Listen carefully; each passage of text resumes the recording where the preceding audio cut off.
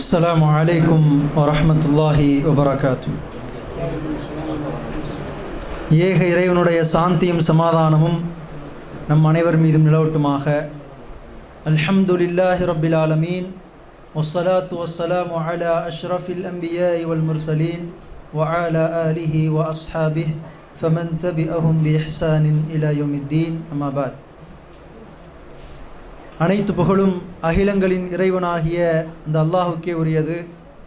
அவனுடைய சாந்தியும் சமாதானமும் மனிதர்களை நேர்வழிப்படுத்துவதற்காக அனுப்பப்பட்ட எல்லா இறை தூதர்கள் மீதும், குறிப்பாக மனித குலத்தினுடைய மாபெரும் தலைவர், மனித குலத்திற்கான அழகிய முன்மாதிரி முஹம்மது நபி ஸல்லல்லாஹு அலைஹி வஸல்லம் அவர்கள் மீதும், அன்னாரை பின்பற்றியவர்கள் மீதும், இங்கே அமர்ந்திருக்கக்கூடியவர்கள் மீதும், இந்த காலொனியை பார்க்கிறவர்கள் மீதும் என்றும் நிலவட்டுமாக என்ற அழகிய பிரார்த்தனையோடு என்னுடைய இந்த உரையை ஆரம்பம் செய்கின்றேன். கண்ணியத்திற்குரியவர்களே, இஸ்லாம் இன்றைக்கு 21ஆம் நூற்றாண்டில் மனித சமூகத்தால் தவிர்க்க முடியாத ஒன்றாக இருக்கிறது. உலகத்தை நம்ம பார்த்தோன்னு சொன்னால், இந்த இஸ்லாம் அதனுடைய கொள்கைகள் மிக வேகமாக மனிதர்களுடைய உள்ளங்களை ஆட்கொண்டு கொண்டிருக்கிறது. நம்ம கூகுளில் எடுத்து டைப் பண்ணோன்னு பார்த்தோன்னு சொன்னால், ஃபாஸ்டஸ்ட்டு க்ரோயிங் ரிலீஜன் அப்படின்னு நம்ம போட்டு பார்த்தீங்கன்னு சொன்னால், அங்கே முதலாவதாக இருப்பது இஸ்லாம் அப்படின்னு தான் காட்டும். அந்த அளவுக்கு இன்றைக்கு மனித உள்ளங்களை இஸ்லாம் ஆட்கொண்டிருக்கிறது. இஸ்லாத்தை நோக்கி மனிதர்கள் சாறை சாறையாக வந்து கொண்டிருக்கிறார்கள். இதற்கான காரணம் என்ன? ஏன் மக்கள் இஸ்லாத்தை தங்களுடைய வாழ்வியலாக, இஸ்லாமிய மார்க்கத்தை தங்களுடைய இந்த உலகத்திற்கான நம்பிக்கையாக தேர்ந்தெடுக்கிறார்கள் அப்படின்னு நம்ம பார்த்தோன்னு சொன்னால், இஸ்லாமிய மார்க்கத்திற்கும் அது போதிக்கக்கூடிய கொள்கைகளுக்கும் சட்டத்திட்டங்களுக்கும் சில இலக்குகள் இருக்கிறது, சில தனி சிறப்புகள் இருக்கிறது. அந்த விஷயங்களைத்தான் இன்றைய உரையில் நம்ம பார்க்க போகிறோம். பொதுவாக எல்லா விஷயங்களுக்கு பின்னாடியும் ஒரு நோக்கம் இருக்கும். நம்ம இந்த வகுப்பை நடத்துகிறோம், இந்த வகுப்பில் நம் கடைசியாக நமது நோக்கம் அப்படின்னு சொல்லி ஒரு விஷயத்தை பண்ணுவோம். எதற்காக இந்த வகுப்பு நடத்துகிறோம்? இந்த உலகத்தில் நாம் செய்யக்கூடிய ஒவ்வொரு செயல்களுக்கு பின்னாடியும் ஒரு நோக்கம் இருக்கிறது, ஒரு இலக்கு இருக்கிறது. அதே போல் இந்த உலகத்தில் இஸ்லாம் என்கிற மார்க்கம் அதற்கான இலக்குகளாக எதை இறைவன் சொல்லி காட்டுகின்றான், அது எதை இலக்குகளாக வைத்து இந்த உலகத்திலே அது கொடுக்கப்பட்டிருக்கிறது என்று நம்ம பார்த்தோன்னு சொன்னால், மிக முக்கியமாக 5 இலக்குகள். இஸ்லாமிய மார்க்கத்தினுடைய இலக்குகள் அப்படின்னு பார்க்கும்போது, அது மனிதர்களுடைய நலன்களை அடிப்படையாக கொண்டது. மனிதர்களுடைய நலன்களை அடிப்படையாக கொண்டது தான் அந்த 5 இலக்குகளும். மிக முக்கியமாக 5 இலக்குகள். இஸ்லாமிய மார்க்கத்தினுடைய சட்டதிட்டங்கள், அதனுடைய கொள்கைகள், அதனுடைய போதனைகள், அதனுடைய ஏவல் விளக்குகள் எல்லாமே குறிப்பாக சுருக்கி ஒரு இதாக கொடுக்கணும்னு சொன்னால், 5 மிக முக்கியமான விஷயங்களை இலக்குகளாக இஸ்லாமிய மார்க்கம் வைத்திருக்கிறது. என்ன அந்த 5 இலக்குகள்? மனித நலன்களை அடிப்படையாக கொண்டது தான் அந்த 5 இலக்குகளும். அதில் முதலாவது ஹிஃப்துத்தீன், மனிதனுடைய நம்பிக்கையை இஸ்லாமிய மார்க்கம் பாதுகாக்கிறது. சகோதரர் ஒருத்தவங்க சொன்னாங்க இல்லையா, இந்த உலகத்தில் பிறக்கக்கூடிய குழந்தை இயல்பாகவே ஓர் இறைவனை வணங்கக்கூடிய, ஓர் இறைவன் மீது நம்பிக்கை வைத்திருக்கக்கூடிய அந்த முழுமையான இயற்கை மார்க்கத்திலேயே பிறக்கிறது.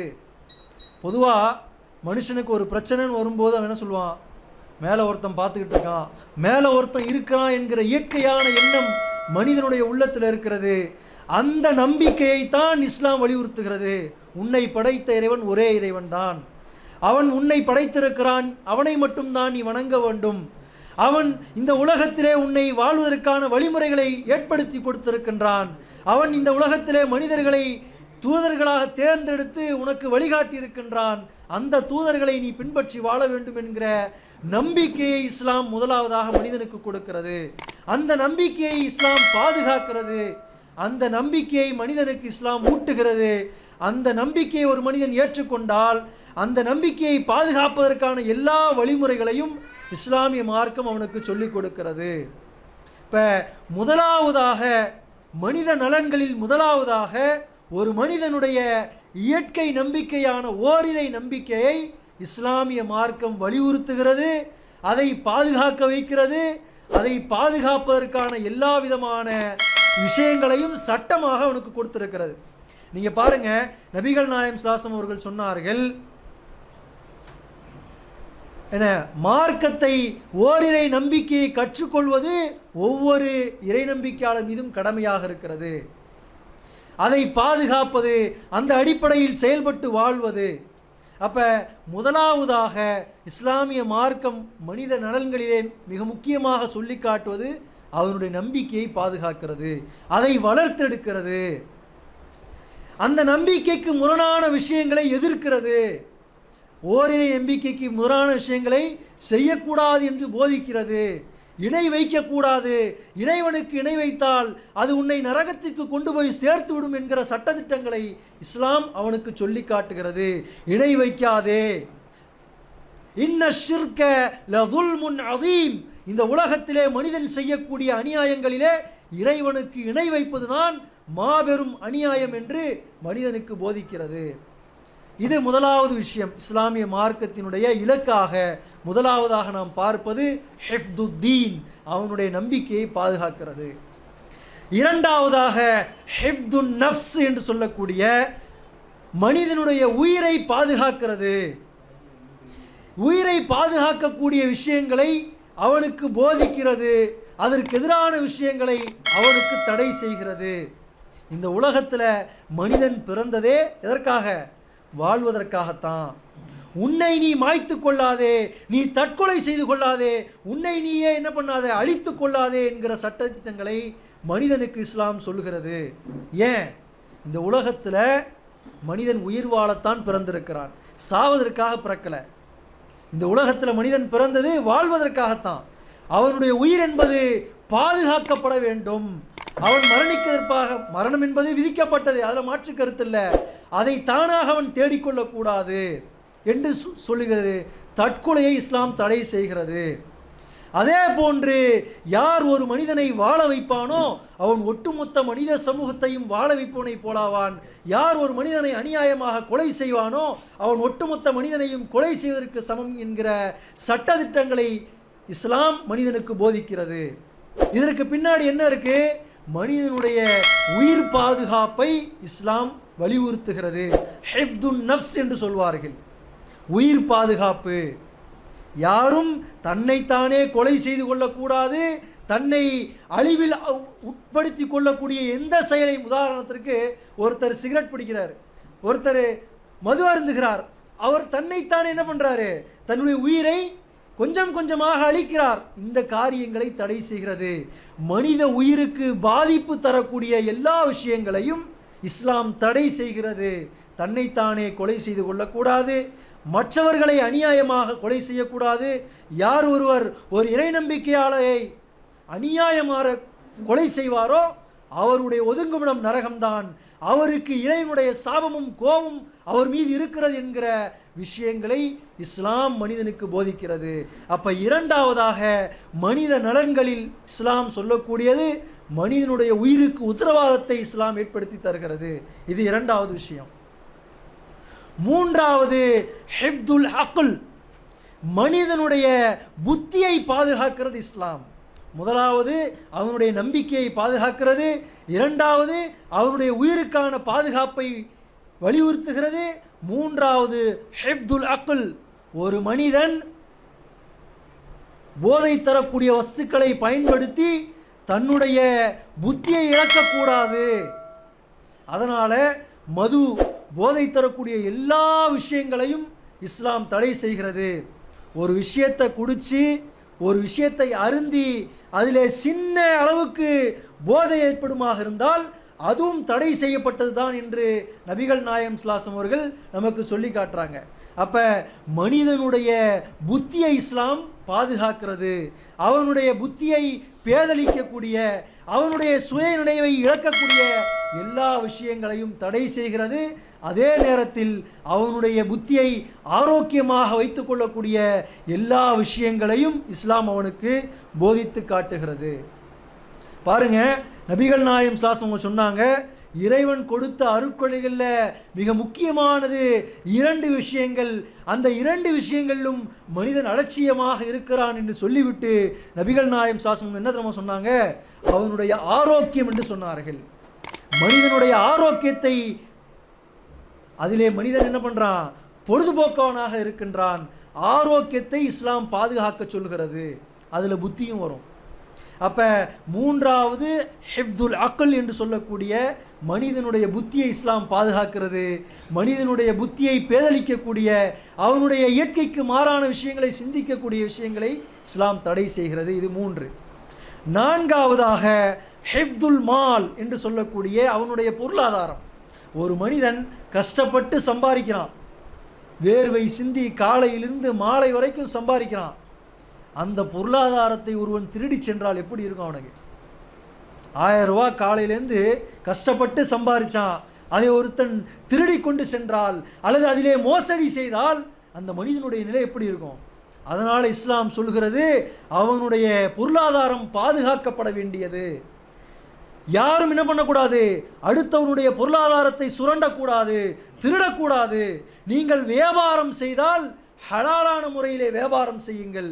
வட்டியை வைத்து நீங்கள் வியாபாரம் செய்யாதீர்கள். வட்டியை தடை செய்கிறது. வியாபாரத்தை ஹலாலாக்கி வட்டியை என்ன பண்ணுறது? ஹராமாக்குகிறது. திருடக்கூடாது.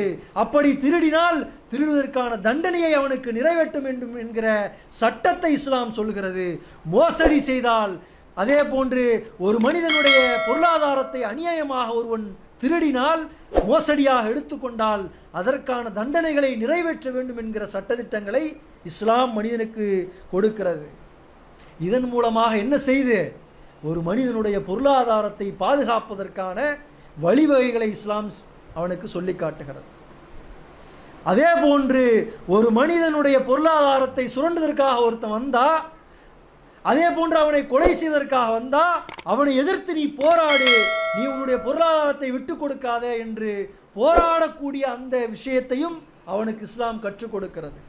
அப்போ 4வதாக ஹிஃப்துல் மால் என்று சொல்லக்கூடிய மனிதனுடைய பொருளாதாரம் சம்பந்தப்பட்ட விஷயங்களிலே இஸ்லாம் சட்டத்திட்டங்களை கொடுக்கிறது. அதை எவ்வாறு அவன் பாதுகாத்து கொள்ள வேண்டும், அந்த பொருளாதாரத்தை அவன் எவ்வாறு சம்பாதிக்க வேண்டும், அந்த பொருளாதாரத்தை அவன் எவ்வாறு செலவு செய்ய வேண்டும், அந்த பொருளாதாரத்தை அநியாயமான முறையிலே மற்றவர்களிடமிருந்து எடுத்துக்கொள்ளக்கூடாது என்கிற சட்டத்திட்டங்களை இஸ்லாம் அவனுக்கு சொல்லி காட்டுகிறது. கடைசியாக ஹிஃப்துன் அர்த், ஹிஃப்துன் நஸ்ல், ஹிஃப்துன் நஸ்பு என்று சொல்வார்கள். இந்த 3 விஷயம் ஒரே விஷயம்தான். கடைசியாக மனிதனுடைய சந்ததியை இஸ்லாம் பாதுகாக்கிறது. சந்ததி அப்படின்னு சொல்லும்போது இஸ்லாம் மனிதனுக்கு துறவரத்தை போதிக்கவில்லை. அவன் இந்த உலகத்திலே தன்னுடைய சந்ததியை விட்டு செல்ல வேண்டும் என்கிற திருமண வாழ்க்கை முறையை இஸ்லாம் அவனுக்கு போதிக்கிறது. சந்ததியை இல்லாத குழந்தைகள் உருவாகக்கூடாது என்கிற விஷயத்திலே இஸ்லாம் விபச்சாரத்தை தடை செய்கிறது. சந்ததியை உருவாக்காத ஓரின சேர்க்கை இஸ்லாம் தடை செய்கிறது. திருமண வாழ்க்கை முறையை இஸ்லாம் அவனுக்கு போதிக்கிறது. இது எல்லாமே பார்த்தோன்னு சொன்னால் இஸ்லாம் மனிதனுக்கு அவனுடைய சந்ததியை பெருக்கிக் கொள்ள வேண்டும் என்கிற விஷயத்தை சொல்கிறது. அவனுடைய பிறக்கக்கூடிய குழந்தை ஒரு கண்ணியமான தாய் தந்தை இருக்கிற குழந்தையாக பிறக்க வேண்டும் என்கிற விஷயத்தின் அடிப்படையில் விபச்சாரத்தை தடை செய்கிறது. விபச்சாரத்தின் மூலமாக இன்றைக்கு அமெரிக்காவில் எத்தனையோ குழந்தைகள் தன்னுடைய தந்தை யார், தன்னுடைய சந்ததி யார் என்கிற விஷயத்தை அறியாமல் எத்தனையோ குழந்தைகள் பிறந்திருக்கிறது. அந்த அடிப்படையில் இஸ்லாம் விபச்சாரத்தை தடை செய்கிறது. உண்மையான திருமண வாழ்க்கை முறையை இஸ்லாம் மனிதனுக்கு போதிக்கிறது. ஆக இன்றைக்கு இஸ்லாமிய மார்க்கம் மிக வேகமான முறையிலே மக்களுடைய மனங்களை ஆட்கொள்வதற்கான மிக முக்கியமான காரணங்களாக இவைகள் இருக்கிறது. இஸ்லாமிய மார்க்கம் மனிதனுக்கு மனித நலன்களை அடிப்படையாக கொண்ட 5 மிக முக்கியமான அடிப்படைகளான இந்த இலக்குகளை வைத்திருக்கிறது. மனிதனுடைய நம்பிக்கையை பாதுகாக்கிறது, ஹிஃப்துல் தீன் அவனுடைய நம்பிக்கையை பாதுகாக்கிறது, ஹிஃப்துன் நஃப்ஸ் என்கிற அவனுடைய உயிருக்கான பாதுகாப்பை இஸ்லாம் வலியுறுத்துகிறது. அதே போன்று ஹிஃப்துல் அக்ல் என்று சொல்லக்கூடிய அவனுடைய புத்திக்கான பாதுகாப்பை இஸ்லாம் வலியுறுத்துகிறது. அதே போன்று ஹிஃப்துல் மால் என்று சொல்லுகிற அவனுடைய பொருளாதாரத்திற்கான பாதுகாப்பை இஸ்லாம் வலியுறுத்துகிறது. அதே போன்று அவனுடைய சந்ததிக்கான பாதுகாப்பை இஸ்துன் நஸ்ப் அல்லது நஸ்லு அல்லது அர்து என்று சொல்வார்கள். 3 விதமான வார்த்தைகள் பயன்படுத்துவார்கள். அன்ற அவனுடைய சந்ததிக்கான பாதுகாப்பை உத்தரவாதத்தை இஸ்லாம் வழங்குகிறது. இவைகள்தான் இஸ்லாமிய மார்க்கத்தினுடைய அடிப்படை இலக்குகளாக இருக்கிறது. இந்த 5 அடிப்படை இலக்குகளும் மனித நலன்களை அடிப்படையாக வைத்ததாக இருக்கிறது. இந்த 5 விஷயங்களையும் அடிப்படையாக வைத்துத்தான் இஸ்லாமிய மார்க்கத்தினுடைய ஏவல் விளக்கல் சட்டங்கள் இருக்கிறது என்பதை நாம் புரிந்து கொள்ள முடியும். கண்ணியத்திற்குரியவர்களே, இந்த இஸ்லாமிய மார்க்கம் என்பது ஏக இறைவனால் அருளப்பட்டது. இந்த அல் குர்ஆன் என்பது இந்த மனித சமூகத்தை வழிகாட்டுவதற்கான கடைசி இறைவேதமாக இருக்கிறது. இந்த திருக்குர்ஆனை படித்து இதனுடைய வாழ்வியலை புரிந்து கொண்டு இஸ்லாமிய மார்க்கத்தை புரிந்து அதை தங்களுடைய வாழ்க்கையிலாக ஏற்று மரணத்திற்கு பிறகு இருக்கக்கூடிய நிரந்தரமான வாழ்க்கைக்கு நீங்கள் தயாராகுங்கள், நாமும் தயாராகுவோம் என்கிற விஷயத்தை கூறிக்கொண்டவனாக எல்லாம் வல்ல இறைவன் நம் அனைவருக்கும் நேர்வழி காட்டுவானாக என்ற பிரார்த்தனையோடு நிறைவு செய்கிறேன். அக்கூலி கௌலி ஹாதா அஸ்தகுஃபிருல்லாஹ் லி வலக்கும் வலிசாயில் முஸ்லிமீன் வாஹிர் தவானா அனில் ஹம்துலில்லாஹி ரப்பில் ஆலமீன்.